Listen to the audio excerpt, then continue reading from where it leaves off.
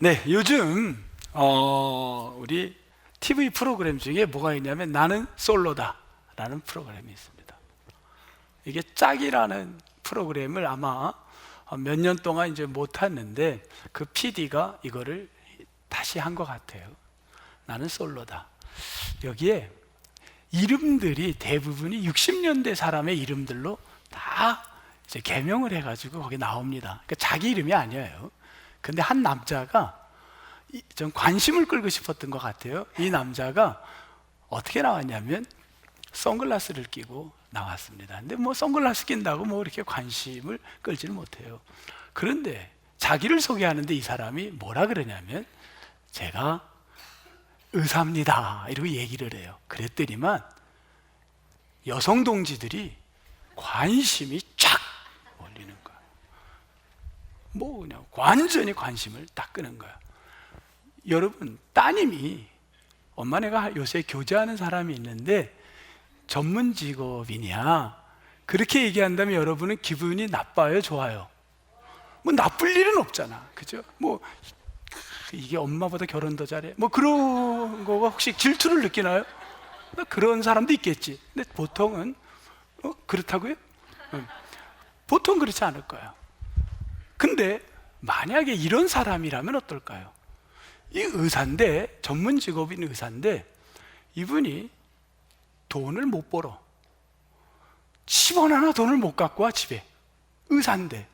그런데 집에 안 들어와. 주말에 잘 안 와.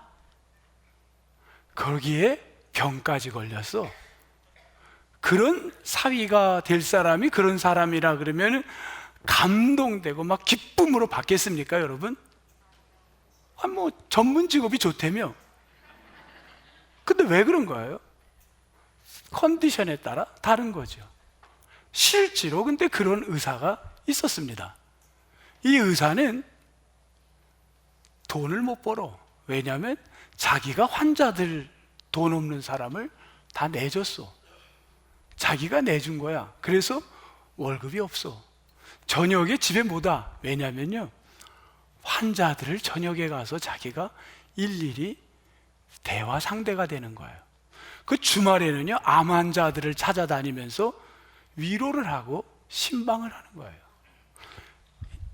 이 말이 그렇지 이게 결국은요 병 걸렸습니다. 그래서 병 걸려서 병원에 진단받는데 한 달 만에 세상 떠납니다. 몇 살에 죽냐면 33살에 죽어요. 마치 예수님 같이.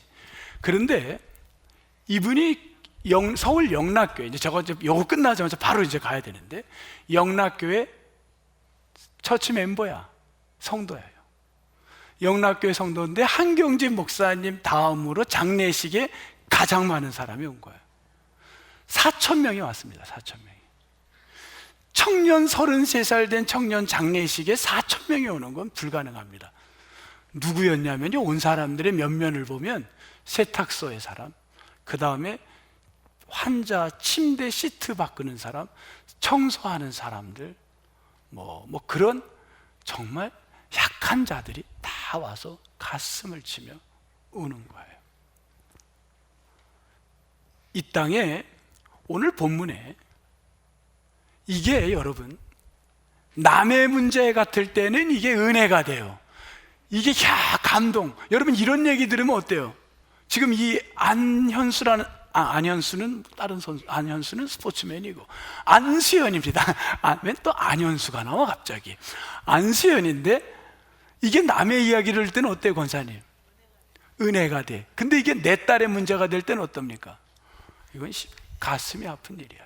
이게 은혜가 아니야. 뭐든지 우리가 그래요. 보면 내 문제로 올 때는요, 이게 내 중심적으로 보기 때문에 이게 힘들어요. 어떻게 이런 사람을 우리가 가슴이 부모는 매해지는 거죠. 근데 남의 문제일 때는요, 우리는 박수를 보냅니다. 이게 다 인간의 이중적 마음이에요. 자기 문제일 때는 이게 달라요, 해석이. 근데 이게 남의 문제일 때는 은혜입니다. 근데 성경에 그런 인물을 또 소개하고 있는 거예요. 어떤 인물이냐면 부자야. 그리고 집안이 가문이 좋아. 가문이 좋고요, 이 언어를 쓰는데 이 언어가 고급 언어를 할 줄 알아요. 당시 사회의 고급 언어는 히브리 말을 구사할 줄 아는 겁니다. 근데 이 사람은 히브리인 중에 히브리인입니다. 언어를 그 시대에 굉장히 세련되고 그 상류층 언어를 구사했습니다. 그 다음에 이분은요, 사회적 저명도가 높았습니다. 근데 이분이 신앙을 갖게 되면서 여러분처럼 오늘 아내 옆에 와서 예배 자리에 딱 앉고 나서부터 어떤 생각이 들었냐면, 내가 그렇게 자랑스럽고 그것 때문에 더 하나라도 더 타이틀을 가져보려고 노력했던 그 모든 거가 그 예수를 만나는 순간 다 화장실의 쓰레기같이 여겼다고 합니다. 다 이게 쓸데없는 거구나, 그걸 얻었대요. 이게 남의 문제일 때는요, 우리가 그냥 은혜가 되지만 이게 내 문제로 과연 이게 마음에 닿을 수 있냐는 거예요. 여러분, 닿습니까? 우리가 신앙생활하는 궁극적 이유가 뭡니까? 우리 속에, 아니 제 속에도 뭐가 있냐면요, 나는 힘들고 고생이 돼도 내 자식만큼은 고생하지 않고 떵떵대며 살고 싶은 마음이 있어요, 없어요? 그 마음이 우리 안에 내재되어 있는 마음이에요. 내가 이토록 이 타지에 와서 정말 가진 고생하며 내가 이를 악물고 살았고 험한 꼴 보면서 내가 일을 했는데 내 자식의 눈에는 눈물 나게 하지 않고 이 물질 때문에 무시당하는 일 없도록 해보고 싶어서 내가 이를 악물고 온몸이 망가져도 여러분 달려온 거 아닙니까? 그런데 이거를 사회적, 학문, 좋은 배경, 돈, 쉽게 말하면 요즘 말로 하면 금수저인데 이거를 포기해라. 이게 과연 내 문제로 올 때 이게 기독교적인 여러분들이 어떻게 이거를 받아들이시겠냐는 거예요. 쉽지 않죠? 이게 말씀이라는 거니까 그냥 아멘하고 그냥 끝나버리면 되지만 이것이 내 삶의 어떤 것이 될 때 과연 이 말씀을 여러분이 어떻게 받아들이시겠습니까? 그런데 바울은 오히려 이렇게 이야기를 전개합니다. 10절, 저는 이 말씀을 보면서 참 저 자신을 향한 도전이 되고 이거 쉽지 않다라는 생각을 저는 했습니다. 10절, 세 가지를 이야기하십니다, 바울이. 10절에 첫 번째, 1번 그리스도. 그리스도는 패스하겠습니다. 왜냐하면 예수 그리스도, 요건 1번 넘어갑니다. 다 알 것 같아서. 2번 부활의 권능이라고 나와 있나요? 아니면 능력으로 나와 있나요? 권능, 두나믹스라는 말은 뭐냐면 파워입니다. 파워, 힘. 근데 그 시대의 두나믹스는요, 말도 안 되는 얘기입니다. 그 시대의 두나믹스는 누구였냐면요, 로마 황제의 말이 두나믹스였어요. 여러분 집안에 두나믹스를 갖고 있는 사람이 누굽니까? 그 말 한마디가 굉장한 힘이었어요. 로마의 황제의 말 한마디는 법이었습니다.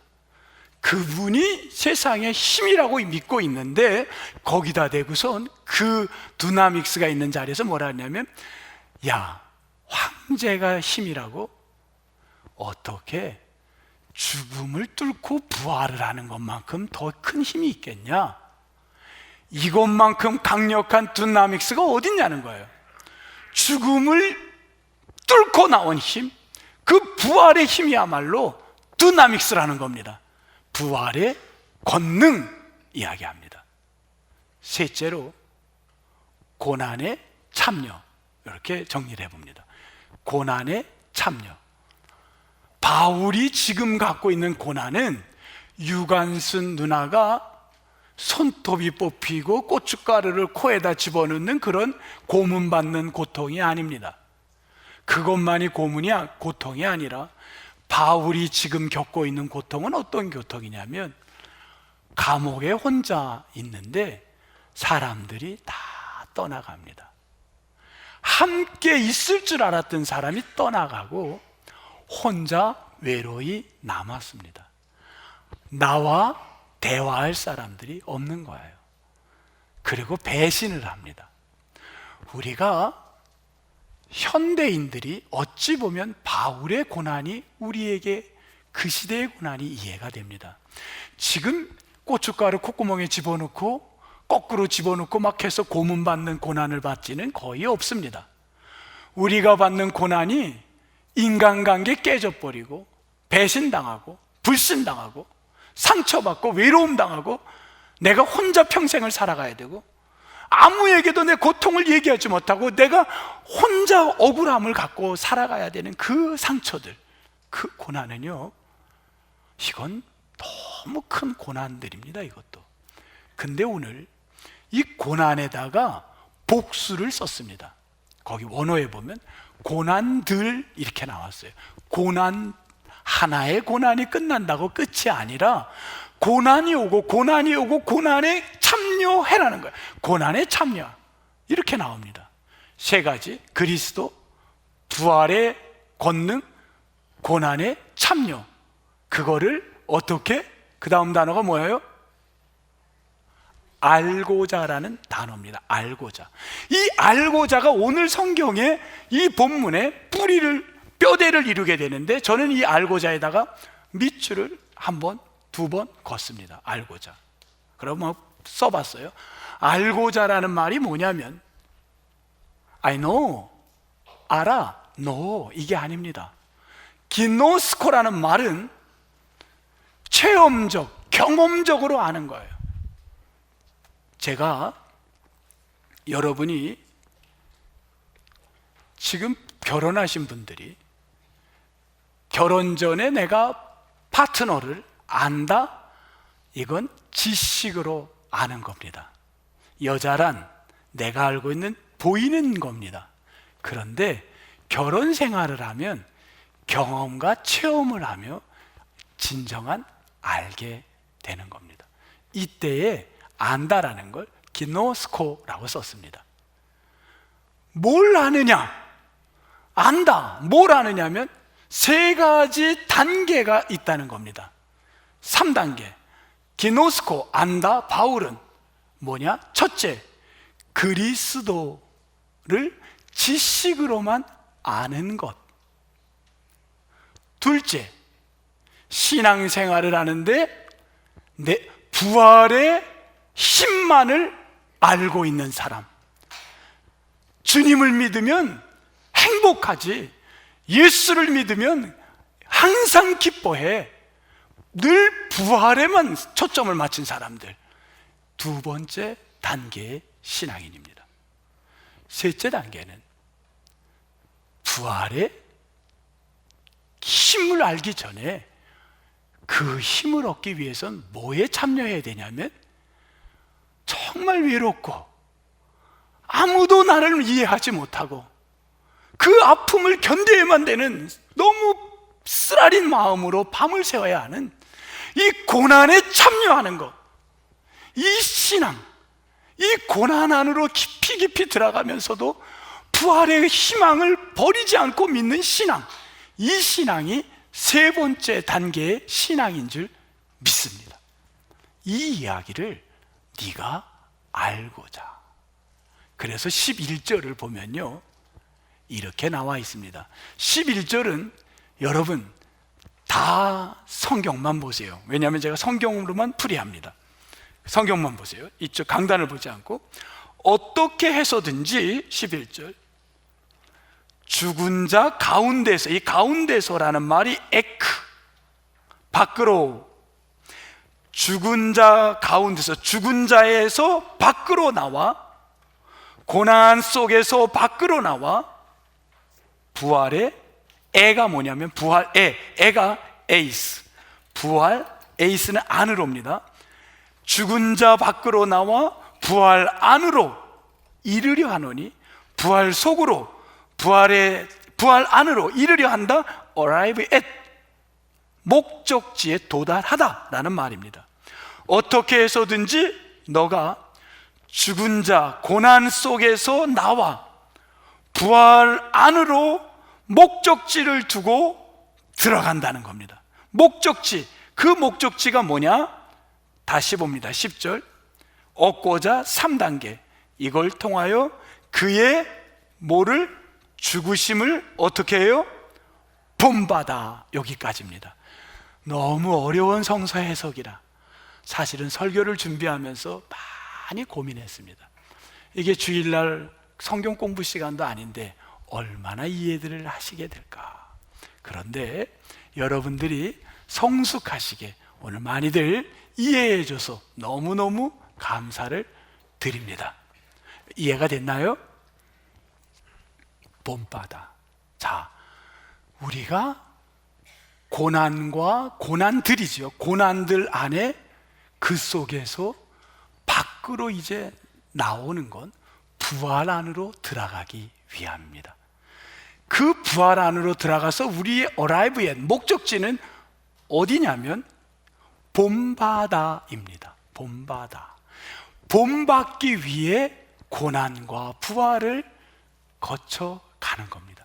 본받아.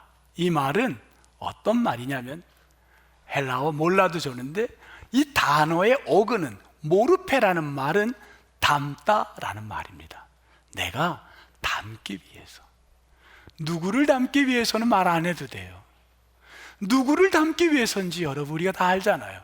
이분을 담기 위해서 우리가 지금도 이 일을 가는 거예요. 고난과 부활을 우리가 겪으면서 가는 겁니다. 누구를 담기 위해서? 최종 arrive의 목적지는 이분을 담기 위함입니다. 근데 요거를 영어로 해석하면 아주 클리어합니다. Becoming like him in his death. 그의 죽음을 흉내내다라는 말로 해석을 안 합니다. 그의 죽음에서, 그의 죽음 안에서, 이렇게 하면 되겠죠. 그의 죽음 안에서 우리는 그를 어떻게 한다? 닮아간다는 거예요.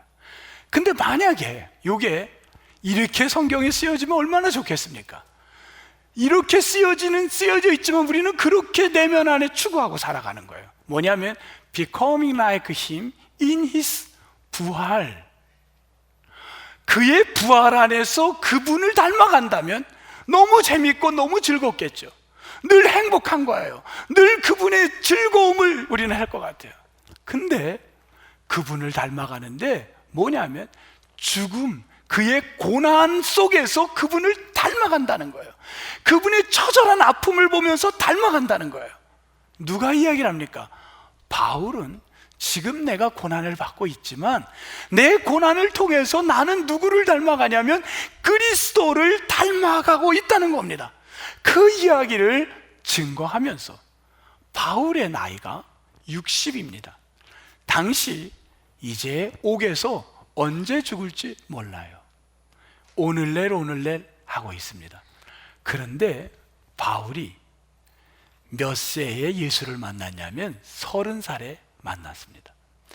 30살에 다메섹에서 예수 그리스도를 만나갖고 그의 인생이 내 사회적 명예, 부, 언어에 대한 나의 이 모든 것, 이게 다 배설물이구나.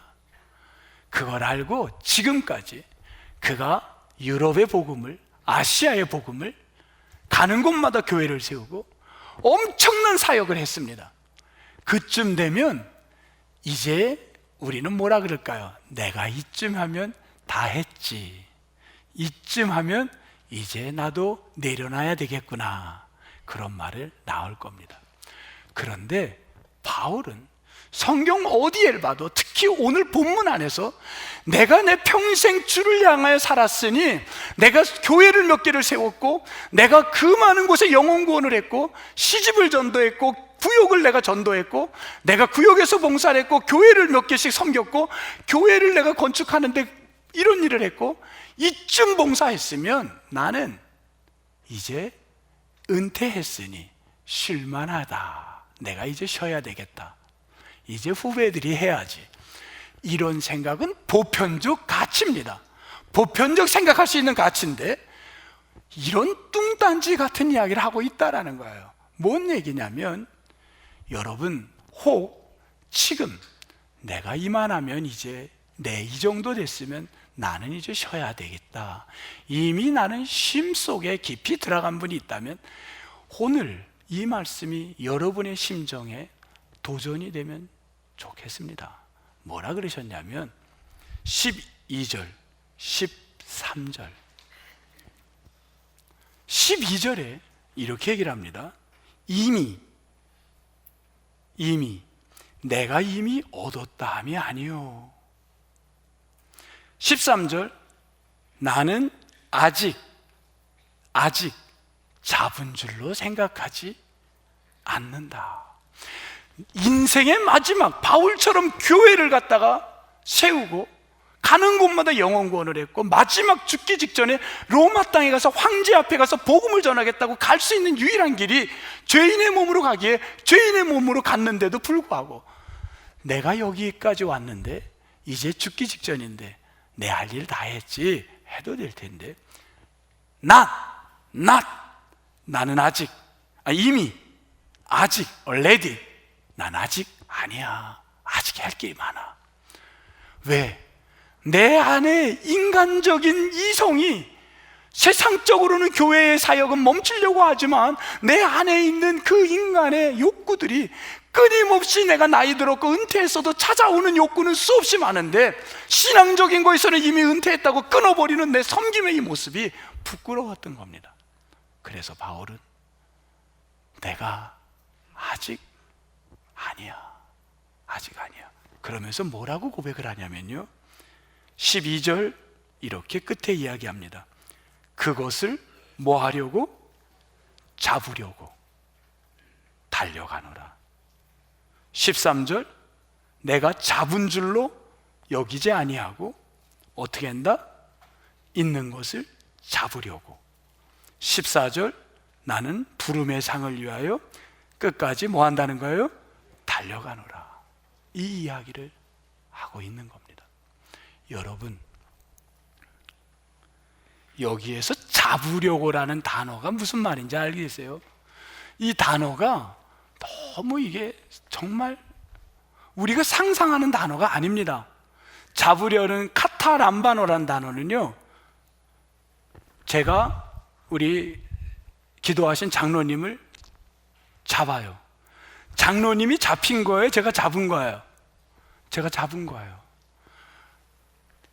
하나님이 나를 체포한 거, 그게 카타람바노예요.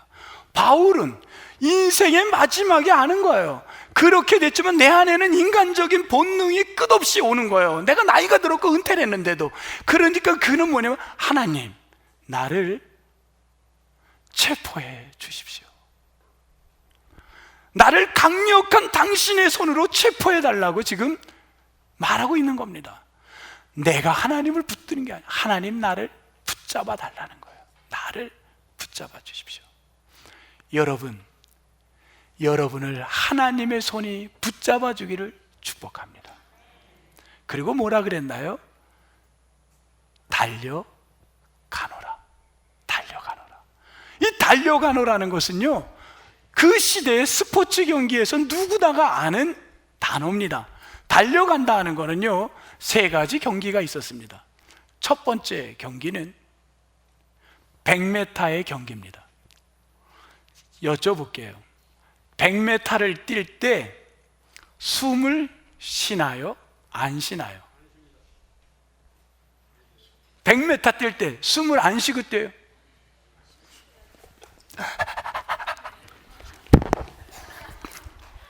100m를 뛸 때 숨을 안 쉰다. 두 분이 뭐 짝꿍같이 이렇게 들어. 쉰다. 그러니까 올림픽에 못 나가는 거예요. 100m는 단번에 뛰어야 되는 거야. 9초를 뛰려면, 9초대를 하려면 숨을 한 번 쉬고 뛴답니다. 네?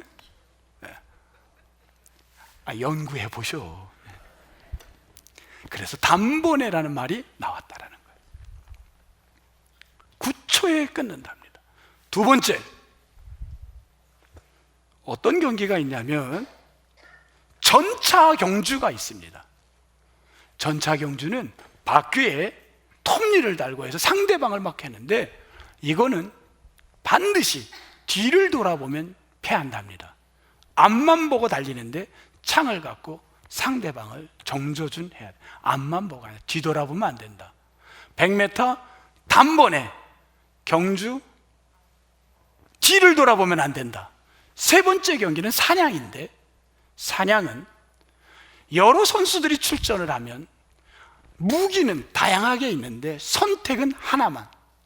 갑자기 산에 짐승이 나오는데 토끼가 나올 수 있고, 새가 나올 수 있고, 돼지가 나올 수 있고, 뭐 등등등 뭐 다 나올 수 있죠. 그때 내가 갖고 있는 최고의 무기, 최고 잘 쓰는 기술을 갖고 한 번에 끝장을 내야 됩니다. 활을 쏘든지 창을 던지든지 칼로 하든지 단 기회는 한 번. 그런데 요 세 가지 단번에 뒤돌아보지 말고, 그리고 내가 최고로 잘하는 걸로 달려가라는 겁니다. 성도 여러분, 이제 하반기가 시작이 다음 주 됩니다. 상반기가 끝났는데, 그렇게 우리 안에서 뜨거운 마음으로 시작했던 그 가족 가운데, 성도 가운데 지금 다 인간인지라 내가 갖고 있는 자기 생각들이 있었기에 고난 속에 들어가는 게 너무 힘들어서 좌절하고 포기해가는 사람이 있다면, 다시금 목적지 주님 손에 붙들림 바 되기 위하여 달려갈 수 있는 여러분들이 되기를 축복합니다. 새롭게 목적지를 향하여. 이 카타람보나라는 붙잡히다라는 단어는 구원이라는 단어에 꼭 구원의 의미로 성경에는 쓰입니다. 내가 구원, 부활의 영광을 얻기 위하여 달려가자는 겁니다. 마지막 16절 보겠습니다. 같이 읽겠습니다. 16절 시작. 오직 우리가 어디까지 이르렀든지 그대로 행할 것이라. 여러분, 내 신앙이 1단계, 2단계. 나는 부활만, 내가 아는 지식적으로만 예수님, 나는 이제 부활, 예수 믿으면 기뻐, 행복해, 부활이야. 나는 고난 속에서, 그 안에서 고난 속에서 나와 부활로 나가는 3단계의 신앙. 나는 어디에 있는가? 내가 지금 신앙생활하는 목적이 어떤가? 캐나다의 한 사람이 1920년, 아주 옛날 일입니다. 데이빗, 마지막에는 플로드라는 사람인데, 이 사람이 선교를 가기로 마음먹고 부인하고 어디에 아프리카로 선교를 2살 된 아들하고 나갑니다. 1921년에 떠났습니다. 그런데 21년에 갔는데 그 콩고라는 땅에서 아무도 받아주지 않고 부족이 원하지 않았습니다. 그래가지고 결국은 정글에서 사람들을 못 만나고 외로움과 식량이 없어 배고파서 보내고 있을 때, 거기에 말라리아라는 풍토병도 돌고 너무 힘들어합니다. 그러다가 너무 괴로운데 유일하게 만나는 건 복음을 전하는데 아무도 복음을 전할 수가 없는데, 사람을 못 만나는데 웬 어린아이가 그냥 먹을 걸 갖고 걔가 와가지고 돈 몇 푼 주면 걔가 그걸 배달해주는 아이 하나, 소년, 걔가 유일한 만남이었습니다. 그 아이를 만나면 성경도 이야기하고 그 애에게 먹을 걸 받고, 그리고 선교를 못했습니다. 그러고 나서 있는데 부인이 말라리아가 걸립니다. 너무 화가 나잖아요. 그런데 말라리아 걸린 게 아니라 17일, 딸을 낳는데 17일 만에 부인이 죽습니다. 그래가지고 이 선교사님이 너무, 하나님, 이게 도대체 살아있습니까? 이게 뭡니까? 여러분, 목사도 이게 내중심적인 그리스도를 아는 것, 부활로만 보면요, 이렇게 되는 거예요. 그분도 마찬가지고 다 우리 그렇습니다. 결국은 선교를 포기하고 17일단에 나는 동료 선교사에게 애를 입양시키고 다시 스웨덴으로 떠납니다. 그런데 떠났는데 어떤 일이 벌어지냐면요, 그러고 40년이 흘렀어요. 이 사람은 완전 폐인됐어요. 신앙은 이 집에서는 하나님 얘기도 못 꺼내게 합니다. 그리고 술만 먹고 재혼에 실패하고 완전히 타락했는데 40년이 지난 73살 나이에 입양을 17일 만에 보냈던 딸아이가 찾아옵니다. 깜짝 놀랍니다. 제가 아빠의 딸입니다. 아빠, 저는 아빠를 사랑해요. 이 아빠는 그냥 이렇게 하죠. 하나님이 아빠를 사랑해요. 그냥 그래 이러고 씨 웃습니다. 그러나 그 사람은 하나님을 버린 지 오래였습니다. 우리가 하나님을 버리는 각자가 이유들이 있어요. 무슨 이유인지 몰라 각자가 내면에 갖고 있는 아픔들이 있어서 버렸는데, 그런데 그 아이의 입에서 나오는 말씀, 아빠, 더 놀라운 일이 있어요. 아빠가 콩고에서 아무것도 안 했다고요? 아니에요. 아빠하고 엄마하고 엄청난 일을 했어요. 지금 콩고 땅에 그 부족이 예수를 믿어요. 누가? 그 소년 아이가 예수를 그때 영접해가지고 그 아이가 커가지고 그 마을 사람들을 구원시키면서 족장이 변화됐고, 거기에 교회를 세우고 거기에 크리스천 학교를 세워서 600명이 예수를 믿게 됐답니다. 내 이럴 줄 알았어. 1, 2부가 그립네요. 그리워. 그때는 그냥 아멘. 근데 이게 끝이 아닙니다. 콩고 땅의 인구의 11만 명이 크리스찬이 됐다는 거예요. 그리고 32개국에 선교를 한답니다. 선교사들은 다 나갔답니다. 아버지가 나갈 때. 그런데 그 아이가 복음의 씨앗이 된 겁니다. 이거를 누가 알 수 있습니까? 우리가 안다라는 게 지식으로 아는 것이 여러분이 얼마나 알 수 있습니까? 40년 후에 이런 일이 일어날 거 누가 예측했겠습니까? 하나님, 우리 부인 데려가고 내가 선교 갔는데 말라리아 걸리게 이런 하나님이라면 이게 인간입니다. 왜? 나는 부활의 하나님만 보기 때문에. 근데 40년 후에 하나님은, 이 아빠는 그 얘기를 듣고 눈물을 뚝뚝 흘리면서 성령이 그의 마음을 다시금, 이미 성령은 그를 붙잡고 있었지만 그가 깨닫지 못했던 사실을 딸의 입을 통해 깨닫게 되는 역사가 일어나는 줄 믿습니다. 여러분, 지금 여러분이 낙심하고 있나요? 좌절하고 있나요? 무엇 때문에 여러분이 속상해하고 있나요? 어떤 고난이 여러분을 붙들고 있나요? 주님이 여러분을 체포하고 있습니다. 그걸 깨닫게 됐을 때 하나님의 놀라운 역사가 여러분 앞에 일어나게 될 줄 믿습니다. 여러분, 이 한 주 동안 여러분 있는 곳에 열심히 주를 위해 달려가십시오. 저도 열심히 달려가겠습니다. 서로 우리 다시금 말씀 위에 우리가 서 나갈 때 큰 기쁨 영광 돌릴 줄 믿습니다. 하나님 감사합니다. 이제 상반기가 끝나고 하반기로 달려갑니다. 우리의 궁극적 목적은 내 중심이 아니라 하나님 바라보며 달려가게 도와 주옵소서. 힘들어도 고난 속에서 임하시는 주님을 볼 수 있도록, 주님의 일하심을 볼 수 있도록 이 어려움을 이겨내게 도와 주옵소서. 예수님 이름으로 기도합니다. 아멘.